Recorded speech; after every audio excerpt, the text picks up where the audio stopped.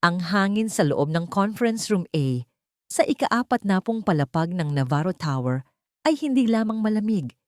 Ito ay nagyayelo, nanunuot sa buto, at tila ba may halong lason na unti-unting pumapatay sa bawat pag-asa ng mga taong naroroon. Sa labas ng makapal na salamin, makikita ang marangyang skyline ng Makati, ang mga nagtataasang gusali ng BGC, ang kislap ng araw na tumatama sa mga bintana ng mga bangko at korporasyon.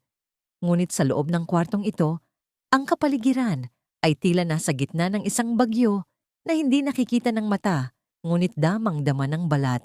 Ang amoy ng kape, na kanina ay mainit at nagbibigay buhay, ngayon ay tila naging maasim at mapait, naiwan sa mga tasang porselana na hindi na nagalaw sa loob ng mahigit kalahating oras. Ang mesa, isang dambuhalang piraso ng mahogany na pinakintab hanggang sa makita mo ang iyong sariling takot sa refleksyon nito, ay punong-puno ng mga papel na nagkalat, mga ballpen na Montblanc na binitawan sa pagkabigo, at mga baso ng tubig na nanginginig sa bawat impit na galaw ng mga nakaupo. Si Ricardo Navarro, ang CEO na kilala sa buong Metro Manila bilang ang pating ng Ayala Avenue, ay nakatayo sa dulo ng mesa.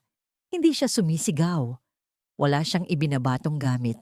Sa halip, ang kanyang katahimikan ay mas nakabibingi kaysa sa anumang sigaw ng galit.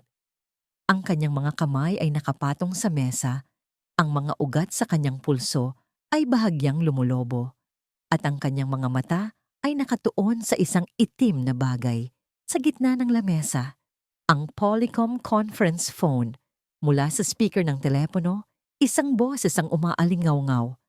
Ito ay boses ng isang lalaking aliman, si Herr Müller, at kahit na hindi naiintindihan ng karamihan sa mga naroroon ang bawat kataga, ang tono nito ay hindi mapagkakaila. Ito ay tono ng pagkadismaya, ng insulto, ng isang pasensyang naputol na parang manipis na sinulid. Ang mga salitang aliman ay lumalabas na matalas, mabilis, at mapanakit, parang mga bala ng baril na tumatama sa katahimikan ng silid. Verdammt nochmal, is da jemand? Damn it, is anyone there? Ang sigaw mula sa telepono na sinusundan ng tunog ng papel na nilalamukos sa kabilang linya. Napapikit si Ricardo. Ang kanyang panga ay tumigas. Sa kanyang isipan, binibilang niya ang bawat segundong lumilipas. Bawat segundo ay katumbas ng milyon-milyong piso na nawawala. Ang kontratang ito sa Hamburg Logistics ay hindi lamang basta negosyo, ay ito ang susi para makapasok ang Navarro Group sa merkado ng Europa. Ito ang magsasalba sa kumpanya mula sa huling quarter na puno ng pagkalugi. At ngayon, lahat ng ito ay gumuho dahil sa isang napakasimpleng, napakatanga at napaka-unprofessional na dahilan. Wala ang interpreter. Nasaan na? Bulong ni Ricardo. Ang boses ay mababa, ngunit may bigat na kayang magpaguho ng pader. Ang interpreter? Ang kanyang tingin ay lumipat sa kanyang executive assistant na si Paulo, na kasalukuyang namumutla at pinapawisan ng malamig sa kabila ng lakas ng aircon.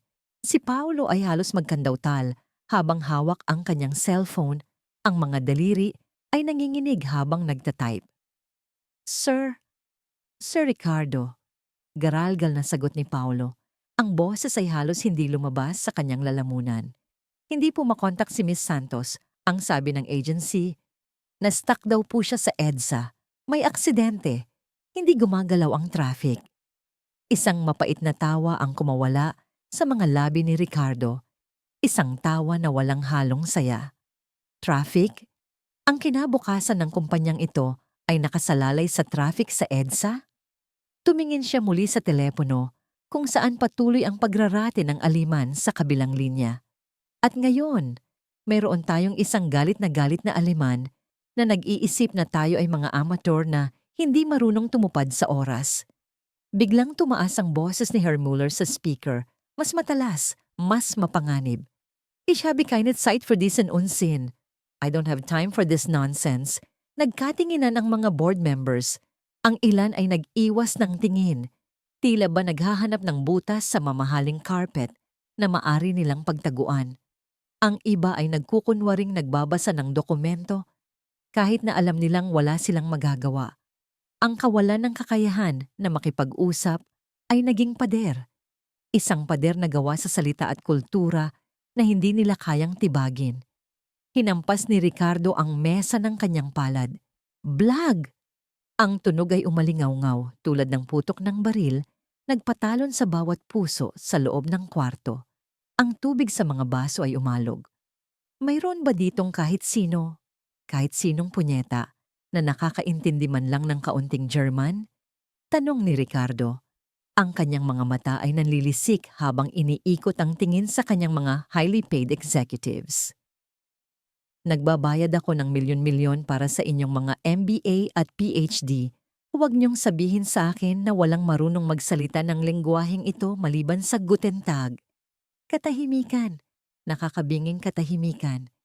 Sinasabi ko na nga ba, mariing bulong ni Ricardo, habang hinihilot ang kanyang sentido na tila puputok na sa sakit. Ay, sabihin mo sa kanya. Sabihin mo sa kanya na maghintay ng 5 minuto. Kahit 5 minuto lang. Gamitin mo ang Google Translate kung kailangan. Just buy me some time. Habang ang kaguluhan ay sumisiklab sa loob ng glass-walled aquarium ng mga mayayaman at makapangyarihan, sa kabilang panig ng salamin, sa pasilyo kung saan ang ilaw ay medyo mas madimdim at ang hangin ay amoy floor wax at industrial cleaner, may ibang klaseng mundo ang umiikot. Si Lucia, isang babaeng nasa mid-30s, ngunit mukhang mas matanda dahil sa bigat ng buhay na dinadala niya, ay dahan-dahang tinutulak ang kanyang cleaning cart. Ang bawat gulong ng kariton ay may sariling hinaing. Isang maliit na kiiit-kiiit na pilit niyang pinipigilan, ngunit sadyang nagpaparamdam. Suot niya ang kanyang asul na uniforme na medyo maluwag sa kanyang payat na katawan, at ang kanyang buhok ay nakapusanod ng mahigpit upang walang kahit isang hibla ang malaglag sa sahig na kintab sa lamin. Ang kanyang puso ay kumakabog, hindi dahil sa negosyo, kundi dahil sa takot. Bawal ang may kasamang bata sa trabaho. Alam niya ito. Mahigpit ang patakaran ng agency. Isang report lang, tanggal siya. Wala nang pambayad sa upa sa maliit na kwarto sa Tondo. Wala nang pambili ng bigas. At higit sa lahat, wala nang pambili ng gamot para sa hika ng kanyang anak. Ngunit wala siyang mapag-iwanan kay Elena. Walang pasok sa eskwela dahil sa bagyo noong nakaraan at ang kapitbahay na tagabantay ay nagkasakit. Kaya't narito sila ngayon, nagtatago sa anino ng mga higante. Elena, bulong ni Lucia, ang boses ay halos hangin lang habang lilinga-linga sa paligid. Dito ka lang sa tabi ng fire extinguisher, huwag kang gagalaw, huwag kang gagawa ng ingay, parang awa mo na anak. Sa isang sulok na bahagyang natatakpan ng isang malaking paso ng artipisyal na halaman, nakaupo si Elena. 12 taong gulang, payat, at may mga matang tila, laging nagmamasid, laging nagtatanong. Yakap-yakap niya ang kanyang mga tuhod, suot ang isang kupas na t-shirt na may print ng isang cartoon character na burado na ang mukha. Sa kanyang mga kamay, hindi cellphone o laruan ang hawak niya, kundi isang lumang notebook na may pabalat na balat na tila nanggaling pa sa ibang siglo. Ang notebook na ito ay ang kanyang kayamanan. Ito ang pamana ng kanyang Lola Gerda, ang babaeng Aleman na napadpad sa Pilipinas noong dekada 70, umibig sa isang Pilipino at namuhay ng simple hanggang sa huling hininga. Puno ito ng mga sulat kamay ni Lola, mga guhit at mga salita. Mga salitang itinuro kay Elena noong siya ay musmus pa lamang, sa mga hapong umuulan habang nakaupo sila sa bangketa at nagtitinda ng sigarilyo. Binuklat ni Elena ang pahina, Der Mut, ang tapang, Die Hoffnung, ang pag-asa. Habang binabasa niya ang mga salita sa isip niya, narinig niya ang tunog mula sa kabilang pinto. Ang pinto ng conference room ay bahagyang nakabukas dahil sa pagmamadali ng isang sekretarya kanina. Ang boses na lumalabas doon ay hindi pamilyar, ngunit ang tunog ay kilalang kilala niya. Ito ay ang parehong ritmo, ang parehong diin, ang parehong lalamunan na tunog na laging naririnig niya kay Lola Gerda kapag ito ay nagkukwento tungkol sa niebe at mga kastilyo sa Rhine. Napatingala si Elena. Kanyang-kanyang mga tainga ay umigting. Unverantwortlich. Das ist eine Frechheit. Irresponsible. This is an impudence. Naintindihan niya. Hindi ang buong konteksto ng negosyo, hindi ang mga terminong pampinansyal, pero naintindihan niya ang emosyon. Naintindihan niya ang salitang unverantwortlich. Walang responsibilidad. Iyon ang laging sinasabi ni Lola kapag nakakalimutan ng kanyang ama na magpadala ng pera. Sa loob ng conference room, ang tensyon ay umabot na sa sukdulan. Si Paolo, ang assistant, ay nagmamadaling lumabas ng pinto upang tawagan muli ang agency sa labas kung saan mas malakas ang signal.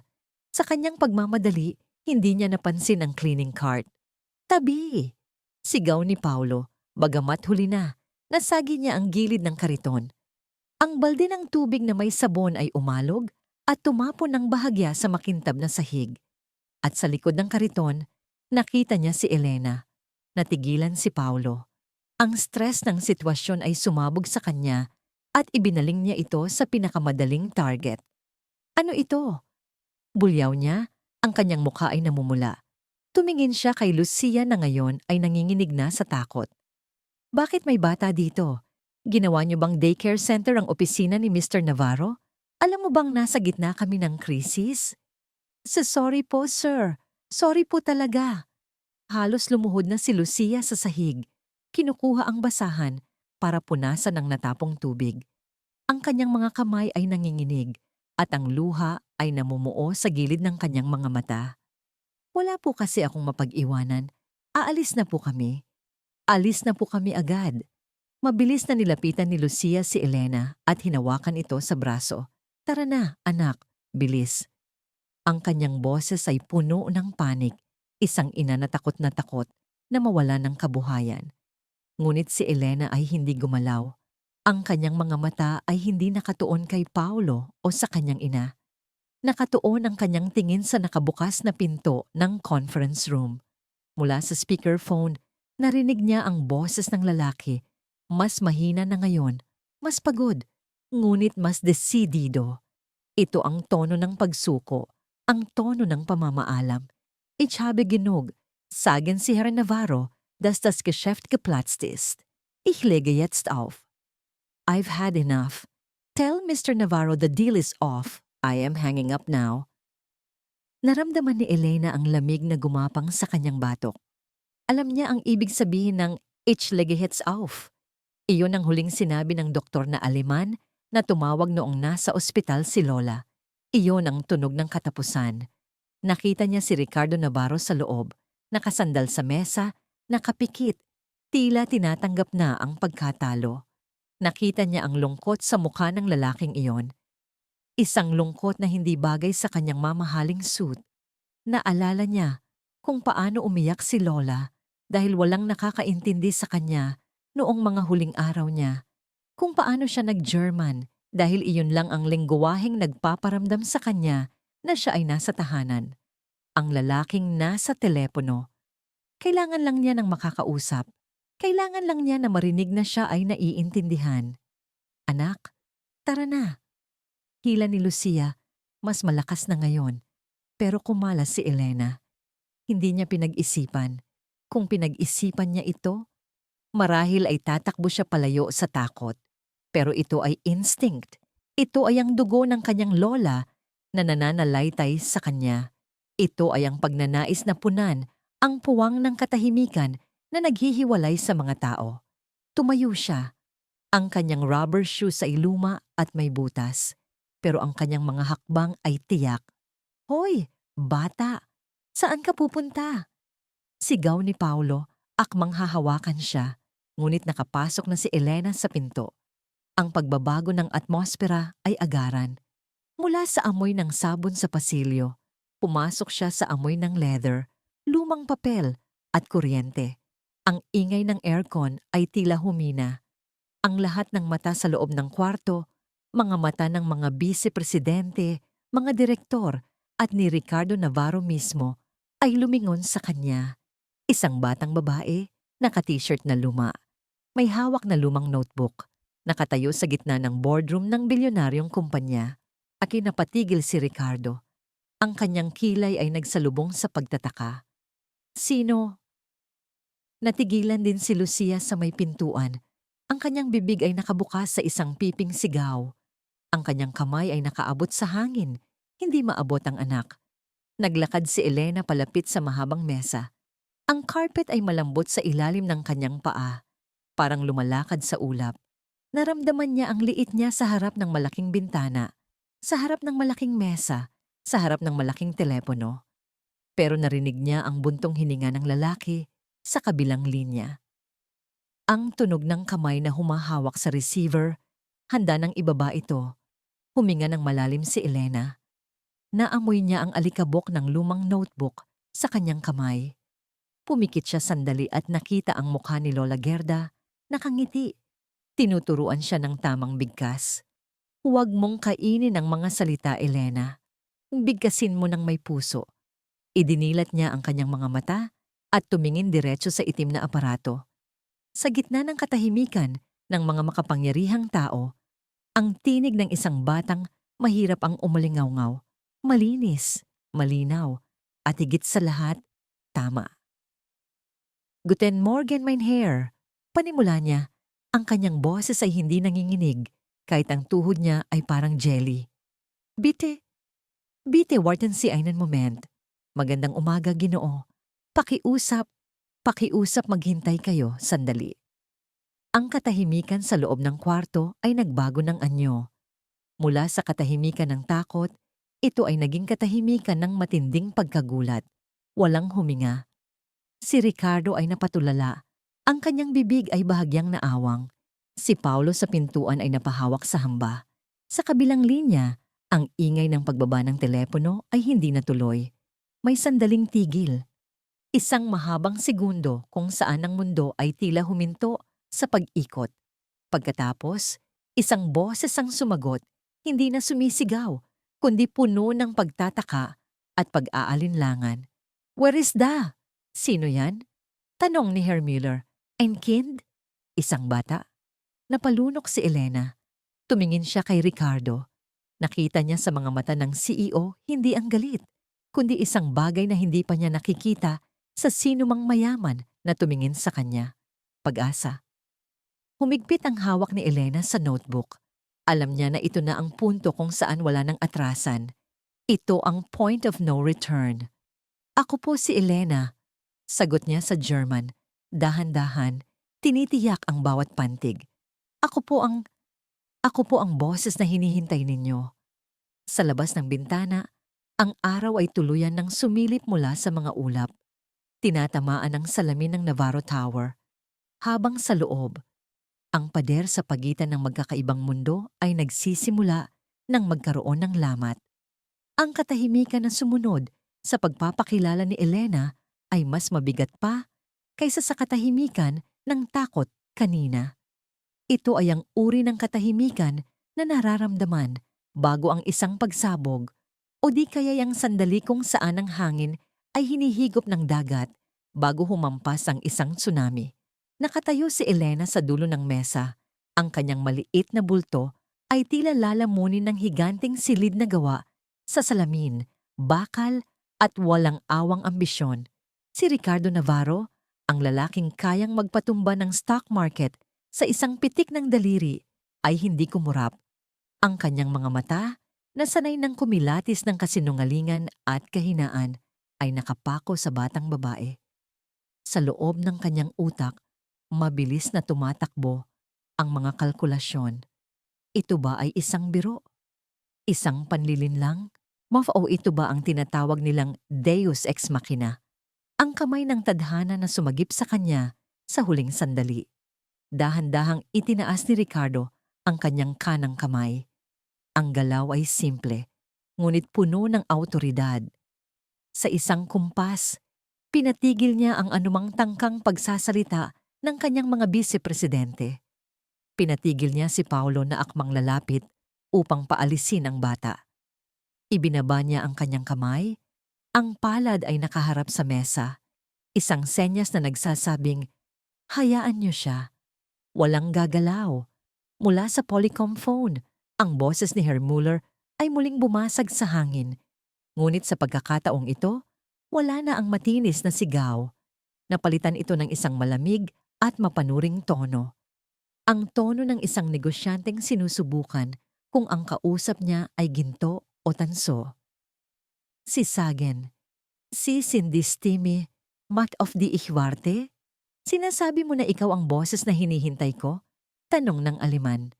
Ang bawat katinig ay malutong, parang paglakad sa ibabaw ng tuyong dahon. Wie alt sind Sie? Das klingt wie ein Kinderspiel. Ilang taon ka na? Mukha itong laro ng bata. Napahigpit ang hawak ni Elena sa kanyang notebook. Ang pabalat nitong katad ay luma at gas-gas. Naninilaw na ang mga gilid ng papel. Ngunit sa pakiramdam niya, ito ay isang kalasag. Ang amoy ng lumang papel ay humalo sa amoy ng kape at floor wax, nagbibigay sa kanya ng isang pamilyar na tapang. Hindi siya pwedeng magsinungaling. Tinuruan siya ni Lola Gerda na ang pagsisinungaling sa wikang Aleman ay isang dobleng kasalanan, isang insulto sa kausap at insulto sa wika. Hindi po ito laro, Hinoo, sagot ni Elena sa German. Siya ang kanyang bigkas ay hindi perpekto tulad ng sa native speaker.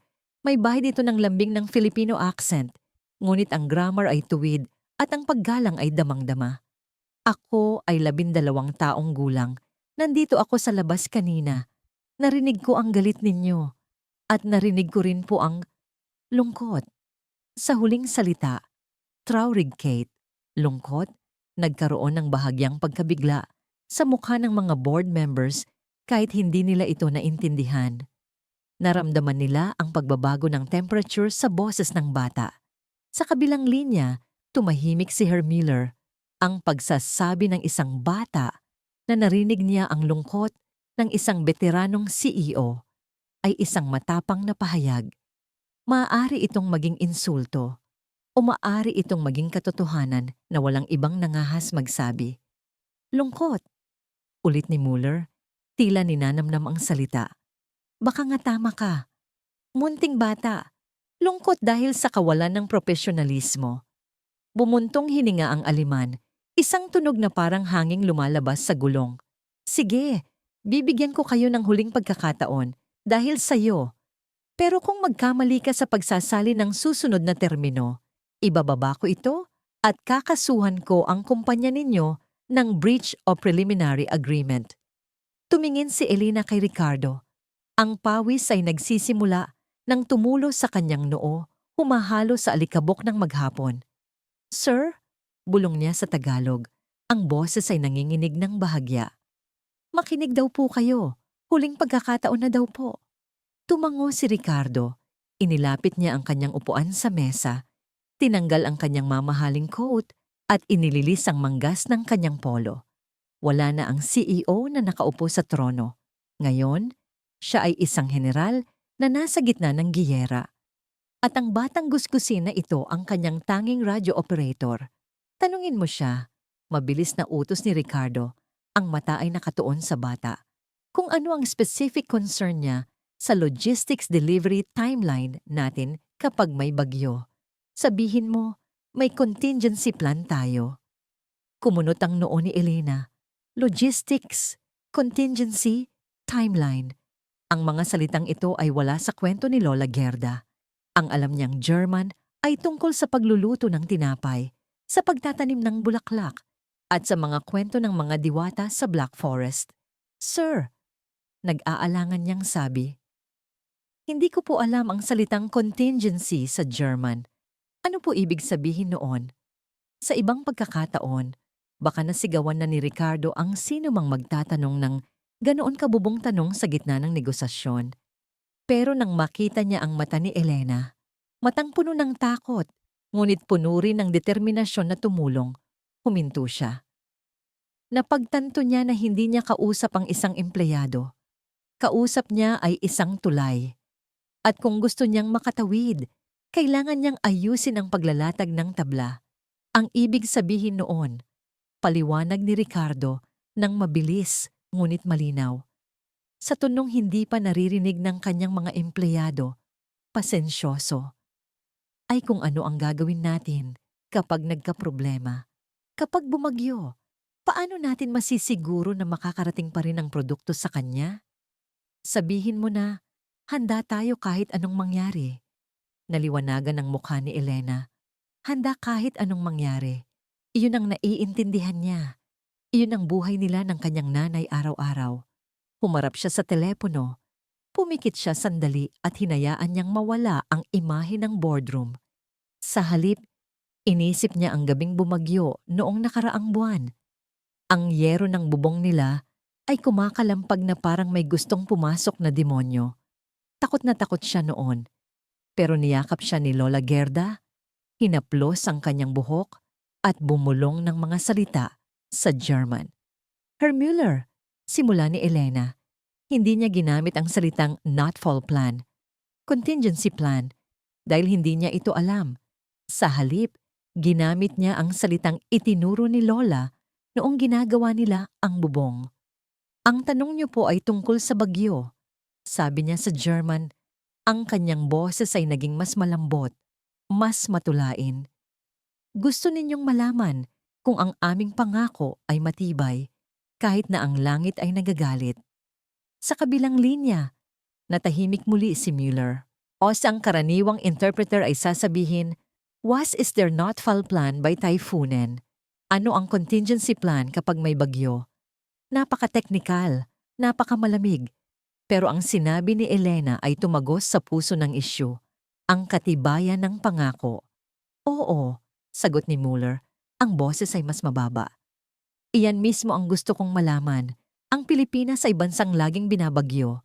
Paano ako maniniwala na hindi lulubog ang pera ko kasama ng mga barko ninyo? Tumingin si Elena kay Ricardo at isinalin ang diwa. Natatakot po siya na lumubog ang negosyo dahil sa bagyo. Wala siyang tiwala sa panahon dito. Tumingin si Ricardo sa bata. Sabihin mo sa kanya, ang warehouse natin sa Batangas ay nasa mataas na lugar. May sarili tayong generators at higit sa lahat, sabihin mo na ang Navarro Group ay hindi tumatalikod sa kontrata. Sabihin mo na ang pangalan ko ang garantiya. Tumango si Elena. Muli, ang teknikal na detalye ay kailangang dumaan sa filter ng kanyang karanasan at ng kanyang lola. Binuklat niya ang notebook. Ang pahina ay may mantsa ng kape mula pa noong 1985. Nakasulat doon sa cursive na sulat kamay, das Versprechen, ang pangako. Di ere, ang karangalan. Naalala niya ang isang hapon, umuulan noon, at hinihintay nila ang remittance mula sa Germany na hindi dumating. Umiiyak ang nanay niya. Pero si Lola Gerda, kahit na hirap na sa sakit, ay tumayo ng tuwid. Sabi ni Lola, Elena, ang salita ng isang tao ay ang kanyang pinakamahalagang ari-arian. Kapag sinabi mong gagawin mo, gagawin mo. Kahit bumaha, kahit lumindol. Das ist Ehrensache. It is a matter of honor. Huminga ng malalim si Elena. Ang amoy ng floor wax ay tila naging amoy ng lavender na pabango ni Lola. Ginoong Müller, sabi ni Elena. Ang sabi po ni Ginoong Navarro, ang aming bahay, ang aming bodega, ay itinayo sa ibabaw ng bato, hindi sa buhangin. Hindi ito aabuti ng tubig.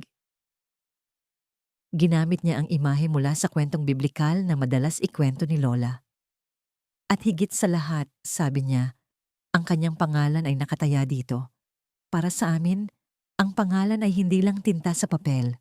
Ito ay Ehrensache, isang bagay na may kinalaman sa dangal. Nang bigkasin niya ang salitang Ehrensache, naramdaman ni Elena ang bigat nito. Hindi ito salitang basta-basta binibitawan ng isang bata.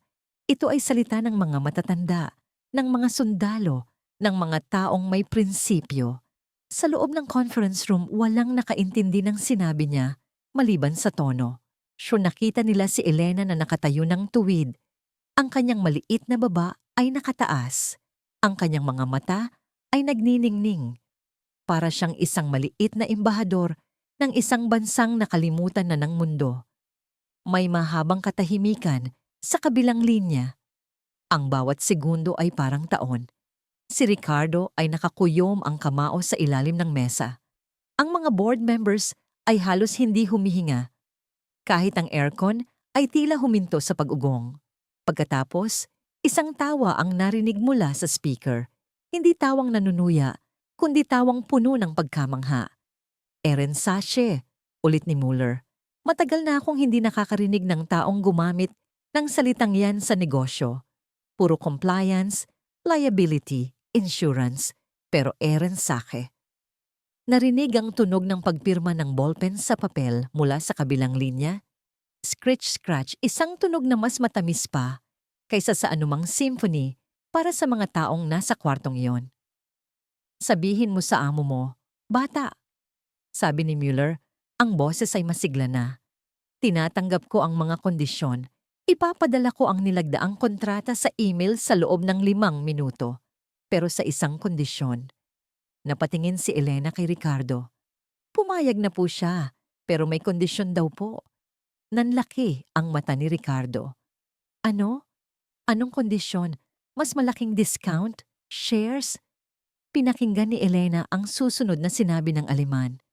Ang kondisyon ko, sabi ni Mueller, ay sa susunod na tumawag ako. Gusto ko ikaw ulit ang kausap ko. Ikaw lang ang nakakaintindi kung ano ang ibig sabihin ng salita. Ano nga pala ang pangalan mo? Elena po, sagot niya. Got Elena, auf Wiederhören. Mabuti Elena. Hanggang sa muli nating pag-uusap. Click. Ang tunog ng pagbaba ng telepono ay umalingaw-ngaw sa buong kwarto na parang putok ng kanyon na naghuhudyat ng pagtatapos ng giyera. Sa loob ng 3 segundo, walang gumalaw. Ang utak ng bawat isa ay pilit pang pinoproseso ang nangyari. Ang kumpanyang muntik nang bumagsak, ang deal na nagkakahalaga ng $50 milyong ay naisalba hindi ng isang Harvard graduate, hindi ng isang mamahaling abogado, kundi ng isang 12 taong gulang na anak ng janitress na may hawak na lumang notebook. Biglang bumagsak ang balikat ni Elena. Ang adrenaline na bumuhay sa kanya kanina ay biglang nawala, parang hinigop ng sahig. Naramdaman niya ang panginginig ng kanyang tuhod. Ang lamig ng aircon ay biglang tumagos sa kanyang manipis na t-shirt. Bumalik siya sa pagiging bata, isang batang mahirap na nasa lugar na hindi dapat kinalalagyan. Dahan-dahan niyang ibinaba ang kanyang notebook. Yumuko siya, hindi makatingin kay Ricardo o sa kahit sino. Napagulo ko ba isip niya? May nasabi ba akong mali? Bakit ang tahimik nila? At bago pa man makapagsalita si Ricardo, bumukas ng malakas ang pinto ng conference room. Elena! Pumasok si Lucia. Ang kanyang mukha ay basang-basa ng luha at pawis. Wala na siyang pakialam sa protocol. Wala na siyang pakialam kung marumi ang sapatos niya sa carpet. Ang nakikita lang niya ay ang kanyang anak na nasa gitna ng mga halimaw. Tumakbo siya palapit kay Elena at niyakap ito ng mahigpit. Halos hindi na makahinga ang bata. Diyos ko anak, Diyos ko, humagulgol si Lucia. Agad siyang humarap kay Ricardo. Ang kanyang katawan ay nakaprotekta kay Elena na parang isang inahing manok na humaharang sa lawin. Sir Ricardo! Sir, patawad po. Parang awan niyo na po. Sunod-sunod ang yuko ni Lucia. Ang kanyang mga kamay ay magkasanib na nagmamakaawa. Huwag niyo po kaming ipakulong. Huwag niyo po kaming idemanda. Bata lang po siya. Wala po siyang alam. Ako po ang may kasalanan. Ako po ang nagdala sa kanya dito. Tanggalin niyo na po ako sa trabaho. Huwag niyo lang po saktan ang anak ko. Ang bawat salita ni Lucia ay puno ng desperasyon ng isang ina na sanay na laging natatalo sa buhay. Sanay na laging apihin. Sanay na ang tingin sa kanila ay basura. Hindi niya alam na ang anak niya ay naging bayani. Ang alam lang niya, pumasok ang anak niya sa lugar ng mga Diyos at ang parusa dito ay tiyak na mabigat. Ma, okay lang. Bulong ni Elena. Hinihila ang damit ng nanay niya. Ma, hindi sila galit. Pero hindi naririnig ni Lucia ang anak niya dahil sa lakas ng kabog ng dibdib niya. Paolo, sir, sorry po talaga. Baling niya sa assistant na nakanganga pa rin sa pintuan. Aalis na po kami. Hindi na po kami magpapakita kahit kailan. Kakaltasin niyo na lang po sa sweldo ko ang nasira niya. Lucia, ang boses ni Ricardo ay hindi malakas, pero ito ay may bigat na nagpatigil sa pag-iyak ng babae. Nakatayo pa rin si Ricardo sa dulo ng mesa. Nakatingin siya sa mag-ina. Sa kauna-unahang pagkakataon sa loob ng 10 taon na nagmamay-ari siya ng building na ito, nakita niya si Lucia. Hindi bilang isang uniforme na naglilinis ng kalat, hindi bilang isang gastos sa payroll. Nakita niya ito bilang isang tao, isang ina. Ay nakita niya ang takot sa mata ni Lucia. Takot na siya ang dahilan. At nakita niya si Elena, ang batang nanginginig sa yakap ng ina, tanga ng notebook na tila ginto. Lahat ng mga direktor ay nakatingin kay Ricardo, hinihintay kung ano ang gagawin ng pating. Sisigawan ba niya ang mga ito dahil sa pag-iingay? Ipapatawag ba niya ang security? Naglakad si Ricardo palapit. Ang tunog ng kanyang mamahaling sapatos sa carpet ay nagpatahimik sa hikbi ni Lucia. Nang makalapit siya, dahan-dahan siyang lumuhod. Lumuhod ang CEO ng Navarro Group sa harap ng janitress at ng anak nito, hanggang sa magkapantay ang kanilang mga mata. Nagulat si Lucia at napahakbang paatras. Akala niya ay may gagawin itong masama. Lucia, tama ba? Tanong ni Ricardo sa malumanay na boses. Oo po, sir. Sagot ni Lucia, nanginginig ang labi. Tumingin si Ricardo kay Elena. Nakita niya ang talino sa likod ng mga mata ng bata, ang parehong talino na meron siya noong nagsisimula pa lang siya, noong gutom pa siya sa tagumpay. Hindi mo kailangang humingi ng tawad, sabi ni Ricardo. At sa pagkakataong ito, wala ang pader ng korporasyon sa kanyang boses. Tao sa tao. Sa katunayan, ako ang dapat magpasalamat. Napanganga si Lucia. Po? Tumingin si Ricardo sa notebook na hawak ni Elena. Saan mo natutunan yon, Hija? Ang Aleman? Sa lola ko po. Mahinang sagot ni Elena. Namatay na po siya. Ito na lang po ang naiwan niya sa akin. Tumango si Ricardo. Tila nauunawaan ang bigat ng bawat salita. Tumingin siya sa paligid ng kanyang boardroom, sa mga executives na walang nagawa, sa mga teknolohiyang pumalya. At pagkatapos, tumingin siya sa basura na gustong itapon ng sistema, na siya palang nagligtas sa kanila. Yung notebook na yan, sabi ni Ricardo, sabay turo sa lumang kwaderno, ay mas mahalaga pa kaysa sa lahat ng kontrata sa mesang ito. Tumayo si Ricardo at hinarap ang kanyang mga empleyado. Ang kanyang mukha ay bumalik sa pagiging seryoso, pero may ibang lalim na ngayon. Paulo, tawag niya. Yes, sir. I-cancel mo ang lahat ng meeting ko ngayong hapon at magpadala ka ng pagkain dito. Spaghetti, fried chicken, cake, yung gusto ng bata. Para kanino po, sir? Tumingin si Ricardo kay Elena at Lucia na parehong naguguluhan. Para sa bagong consultant ng kumpanya, sabi ni Ricardo habang may maliit na ngiti na sumilay sa kanyang labi. At sa kanyang ina, mukhang marami tayong dapat pag-usapan tungkol sa Eren Sache. Sa labas ng bintana, ang araw ay tuluyan ng lumubog at ang mga ilaw ng Maynila ay nagsimulang kumislap. Pero sa loob ng silid na yon, ang tunay na liwanag ay hindi nanggagaling sa kuryente, kundi sa pagguho ng mga pader na naghihiwalay sa kanila. Ang pader ng salamin ay naroon pa rin, pero ang pader sa pagitan ng puso ng mayaman at mahirap ay nagsimula ng magkaroon ng pinto. 2 araw ang lumipas mula nang mangyari ang himala sa loob ng conference room, ngunit para kay Lucia, ang bawat oras ay tila isang mabagal na paghila ng hininga bago ang pagkalunod. Ang sikat ng araw sa Tondo ay hindi katulad ng liwanag sa Makati. Dito, ang araw ay hindi tumatago sa salamin. Ito ay bumabagsak ng diretso sa yero, mabigat, mainit at walang patawad.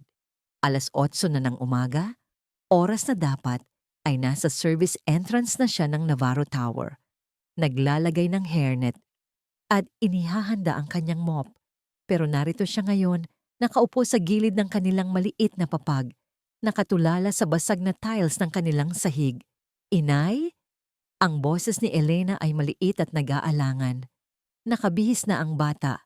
Suot ang kanyang uniforme sa pampublikong paaralan na luma, ngunit plansyado ng maayos. Ang kaputian ng tela ay nangingibabaw sa madilim na sulok ng kanilang bahay. Hindi ka ba papasok? Nay? Tanong ulit ni Elena. Hawak niya ang strap ng kanyang bag na tinahina ng ilang beses. Napapikit si Lucia. Paano niya sasabihin sa anak niya na natatakot siyang lumabas ng pinto? Paano niya ipapaliwanag ang lohika ng mahihirap na kapag ang isang tulad nila ay nakatikim ng isang bagay na sobrang ganda, tulad ng spaghetti at fried chicken na ipinakain sa kanila ni Sir Ricardo? Oo, ang mga papuri ng mga dayuhan. Ang kasunod nito ay laging singil. Walang libre sa mundo, lalo na para sa mga nakatira sa ilalim ng tulay ng lipunan. Ang akala niya, ang kabutihan noong nakaraang gabi ay ang huling hapunan ng isang bibitayin. Sigurado siya, sa kanyang puso, na ang security ay may hawak ng litrato nila na may nakasulat na band. Masama ang pakiramdam ko, anak. Pagsisinungaling ni Lucia. Ang totoo, masama ang kanyang kutob. Pumasok ka na. Mag-ingat ka sa pagtawid. Nang makaalis si Elena, naiwan si Lucia sa katahimikan na binabasag lang ng ingay ng mga tricycle sa labas at ng talsik ng mantika mula sa kapitbahay na nagpiprito ng tuyo. Ang amoy ng almusal ng iba ay humahalo sa amoy ng imburnal, ang pamilyar na pabango ng kahirapan. Biglang tumunog ang kanyang lumang cellphone na nakapatong sa ibabaw ng refrigerator. Ang tunog ay matinis at nakakagulat, parang sirena ng pulis. Napahawak si Lucia sa kanyang dibdib. Diyos ko, eto na. Ito na ang tawag mula sa agency. Ito na ang sasabihin nilang huwag na siyang babalik dahil dinala niya ang kanyang anak sa restricted area. Ito na ang katapusan ng kanilang kakarampot na kita. Nanginginig ang kanyang mga kamay nang abutin niya ang telepono. Unknown number. Hello po.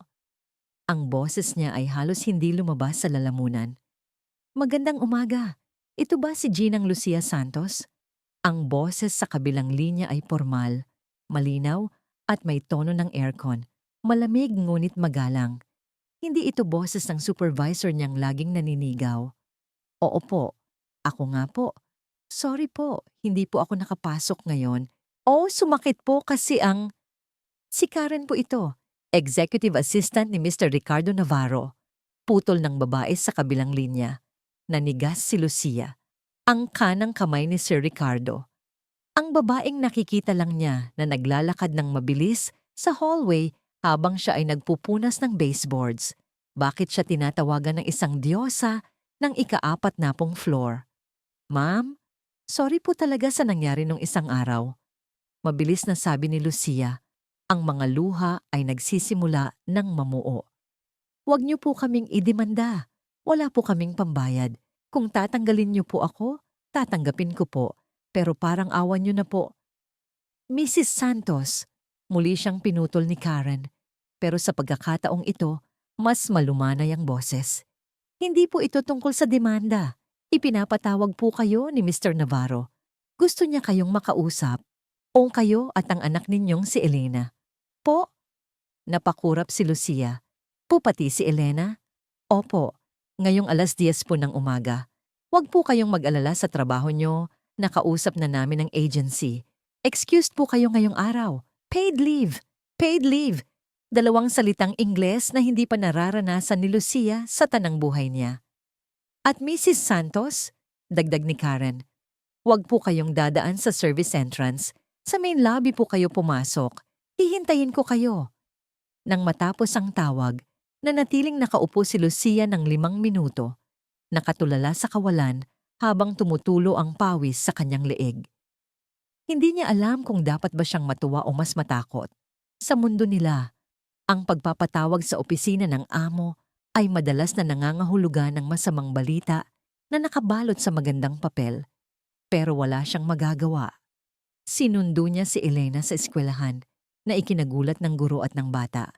"Bakit, Anay? May nangyari ba?" Tanong ni Elena habang hilahila siya ng ina pauwi.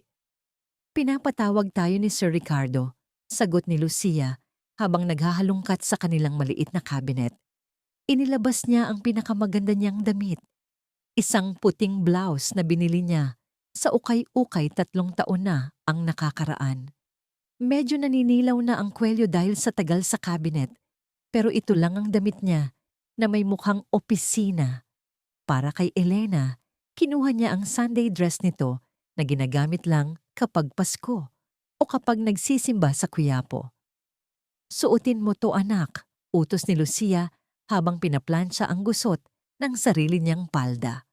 Ang usok ng plansa ay humalo sa alinsangan ng tanghali. Dapat malinis tingnan. O dapat hindi tayo mukhang kaawa-awa. Ito ang defense mechanism ni Lucia.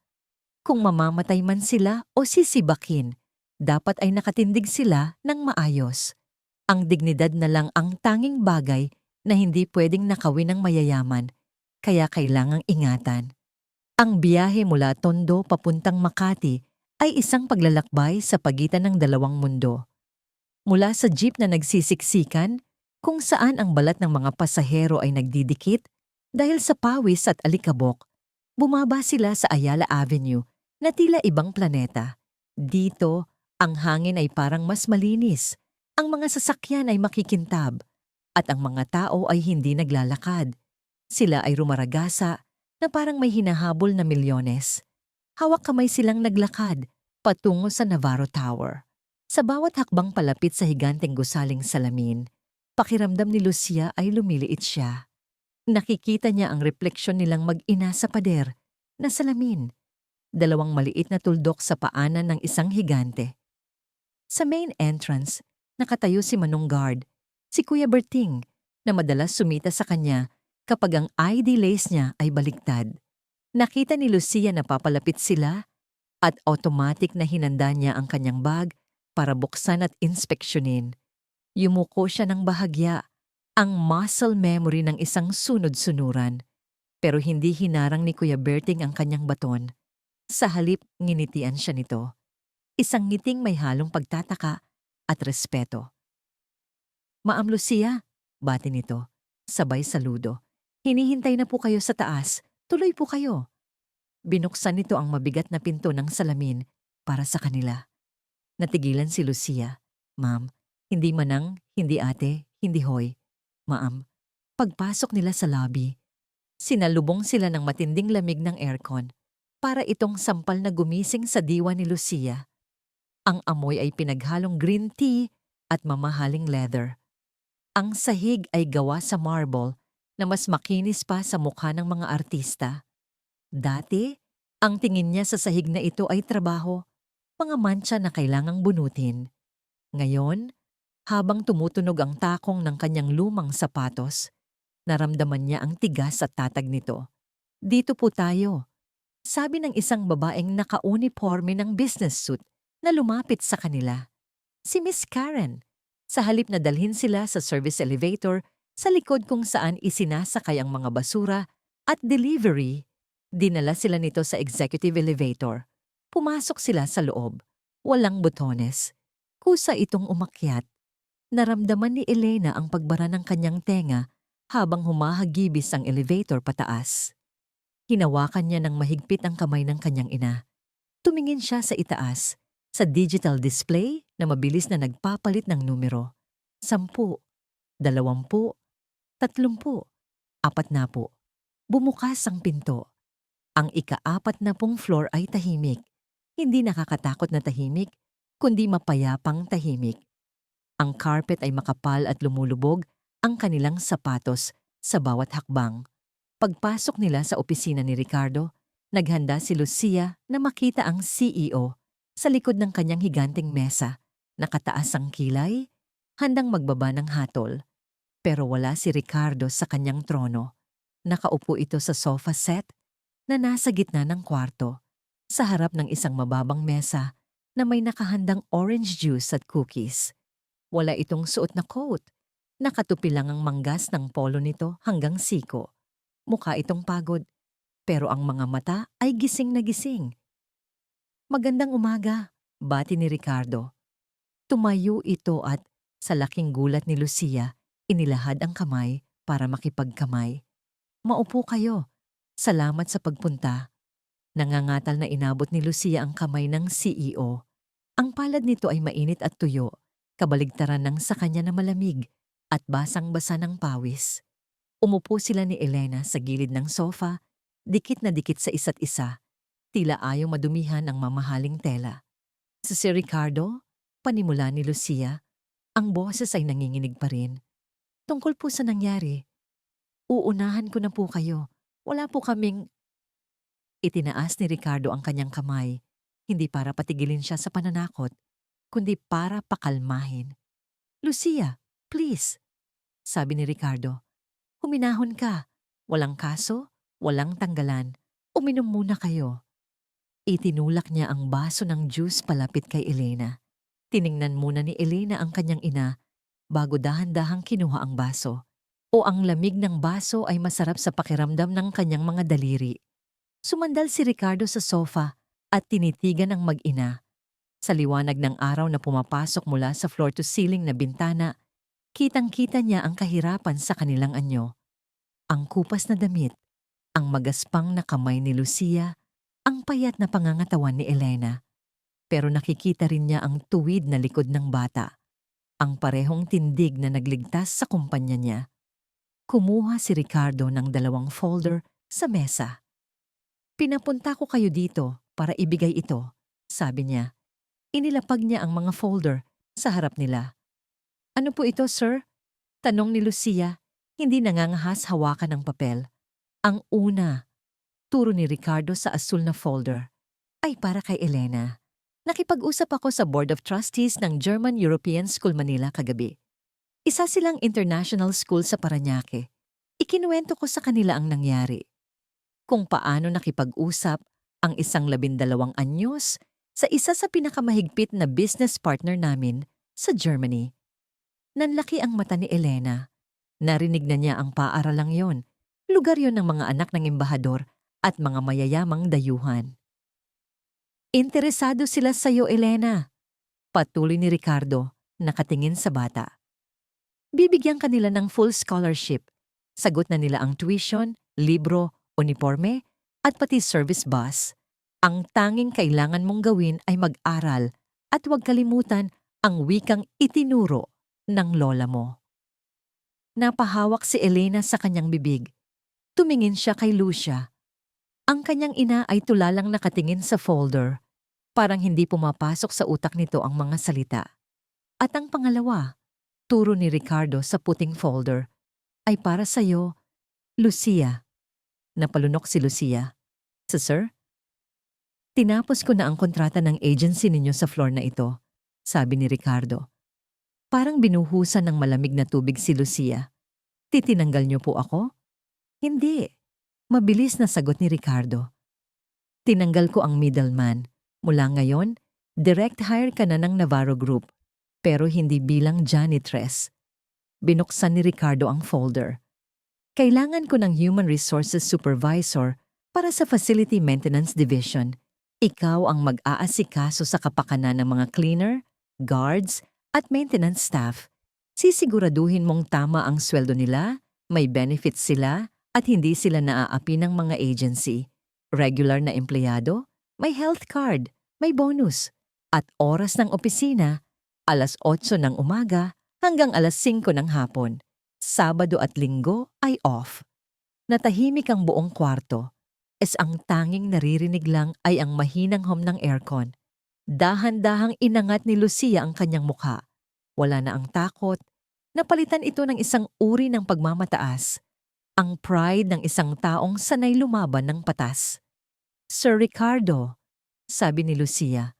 Ang boses ay mababa ngunit matatag. Nagpapasalamat po ako. Malaking tulong po ito. Pero, kung ibinibigay niyo po ito dahil naaawa kayo sa amin, Dahil nakita niyo kaming gusgusin, hindi po namin matatanggap. Mahirap lang po kami, pero hindi po kami pulubi.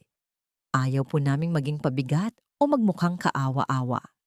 Ito ang dangal na itinuro ni Lucia sa anak.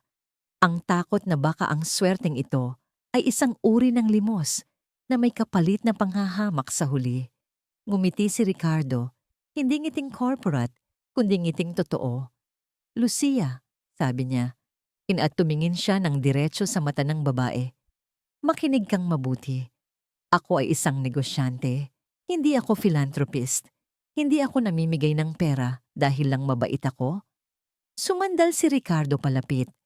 Noong isang gabi, ang kumpanyang ito ay muntik nang mawalan ng 50 milyong dolyar. 50 milyon. At higit pa doon, muntik na kaming mawalan ng kredibilidad sa Europe. Alam mo ba kung magkano ang tuition ni Elena? Barya lang kumpara sa nawala sa akin kung hindi siya nagsalita. At ikaw? Nakita ko kung paano ka nagtrabaho. Nakita ko sa logbook na hindi ka nalilate. Ikaw ang nakakaalam kung sino sa mga tauhan ang nagtatrabaho at sino ang hindi. Kailangan ko ng taong tapat sa pwestong yon. Huminga ng malalim si Ricardo. Kaya huwag mong isipin na charity ito. Ito ay investment. Namumuhunan ako sa talino ng anak mo at sa sipag mo. Binabayaran ko ang serbisyo ninyo. Utang na loob ko ito sa inyo. Kaya tanggapin mo ito, hindi bilang limos, kundi bilang sahod na matagal nang dapat ibinigay sa inyo. Unti-unting gumuho ang pader sa paligid ng puso ni Lucia. Ang higpit ng hawak niya sa kanyang palda ay lumuwag. Ang mga luhang kanina pa niya pinipigilan ay tuluyan ng pumatak, pero hindi na ito luha ng takot. Ito ay luha ng gumaang na pasanin. Opo, sir, bulong niya, habang pinapahid ang pisngi gamit ang likod ng palad. Tinatanggap ko po. Maraming salamat po. Tumingin si Ricardo kay Elena. At ikaw, Fräulein, payag ka ba? Tumingin si Elena sa blue folder. Naalala niya ang kanyang lola Gerda. Naalala niya ang pangarap nito na makapagtapos siya. Hinawakan niya ang kanyang luma at gasgas na notebook na nasa kanyang kandungan. Ito ang kanyang pasaporte sa kwartong ito at ngayon, ito na ang magiging pasaporte niya sa mundo. Opo, sir, sagot ni Elena. Ang boses ay puno ng pag-asa. Danke schön. Makalipas ang isang linggo, ang umaga sa Navarro Tower ay nagsisimula na naman. Ang mga empleyado ay nagmamadaling pumasok, hawak ang kanilang mga kape, nakatuon ng mata sa kanilang mga smartphone. Sa gitna ng lobby, naglalakad si Lucia. Hindi na siya nakaunipormeng asul na kupas. Nakasuot siya ng maayos na blazer at itim na slacks. May ID na nakasabit sa kanyang leeg. Human Resources Supervisor. Ang pagbabago ay hindi lang sa kanyang suot. Nasa kanyang lakad ito. Nakataas ang kanyang noo. Binabati niya ang mga guard at cleaner, hindi bilang isang subordinate, kundi bilang kasamahan. Good morning, oy Ma'am Lucia. Bati ng isang janitor na dating kasabay niyang kumain ng pananghalian sa hagdanan. Good morning, Ramon. Sagot ni Lucia nang nakangiti. Yung request mo para sa bagong bota, napirmahan ko na. Kunin mo sa stockroom mamaya. Salamat, ma'am. Hulog kayo ng langit. Napangiti si Lucia. Hindi siya hulog ng langit. Siya ay galing sa lupa na binigyan lang ng pagkakataong umusbong. Sa labas ng gusali, huminto ang dilaw na school bus, bumukas ang pinto at sumakay si Elena. Bago ang kanyang uniforme, makintab ang kanyang sapatos. Pero sa loob ng kanyang mamahaling bag, nandoon pa rin ang lumang notebook ng kanyang lola. Hindi niya ito iiwan. Ito ang kanyang agimat. Pag-upo niya sa tabi ng bintana, tumingin siya sa taas, sa ika-40 floor ng Navarro Tower. Hindi na siya natatakot sa taas ng gusali. Alam na niya na ang mga pader na salamin ay pwedeng basagin ng tamang salita.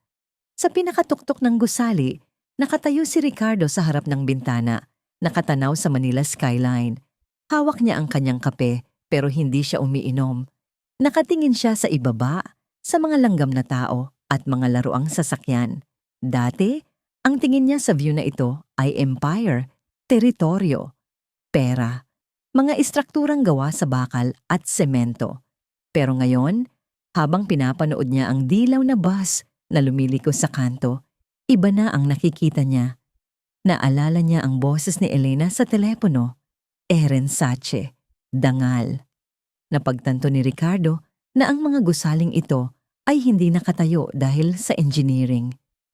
Nakatayo ang mga ito dahil sa libu-libong Lucia na naglilinis ng sahig, nagbabantay ng pinto at nag-aasikaso ng kuryente.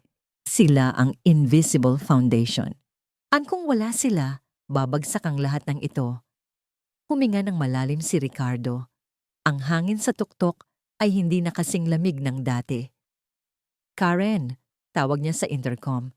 Yes, sir. Yung meeting natin sa mga investor mamaya, ihanda mo ang conference room. Noted, sir. May ipapa-prepare po ba kayong special? Ngumiti si Ricardo sa sarili niya. Wala naman. Gusto ko lang siguraduhin na bukas ang blinds. Gusto kong makita nila ang lungsod. At Karen, pakisabi sa maintenance, good job sa kalinisan ng opisina. Masusunod po, sir. Pinatay ni Ricardo ang intercom. Tumingin siya muli sa labas. Ang mga pader na salamin ay naroon pa rin. Naghihiwalay sa loob at labas. Pero ngayon, malinaw na ang tanawin. Ang mga pader na hindi nakikita, ang mga pader ng paghihinala, ng takot, at ng kawalan ng pansin sa kapwa, ay unti-unti nang nabubuwag. At sa pagkawasak ng mga pader na yon, mas tumibay ang pundasyon ng kanyang mundo.